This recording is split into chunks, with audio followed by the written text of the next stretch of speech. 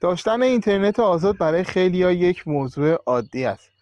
اما امروز در ایران بعضی مردم برای وصل شدن به اینترنت با ترس بازداشت، زندان و حتی مرگ زندگی می‌کنند.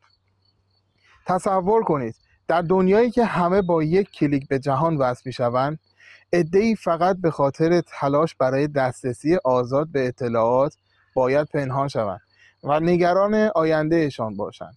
این فقط درباره اینترنت نیست. وقتی حکومتی از ارتباط مردم به جهان میترسد، یعنی از آگاهی مردم میترسد.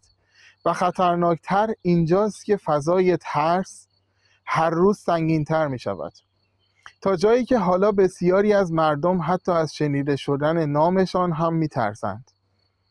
در کشوری که اعدام و سرکوب سالهاست ادامه دارد، مردم فقط یک چیز میخواهند: این که بتوانند آزادانه ببینند، آزادانه حرف بزنند و آزادانه زندگی کنند.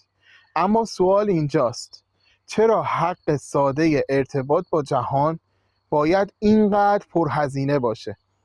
من محمد توکلی هستم و این فقط یک گزارش نیست، واقعیتی است که امروز مردم ایران با آن زندگی می کنند. صدای ایران مدیا.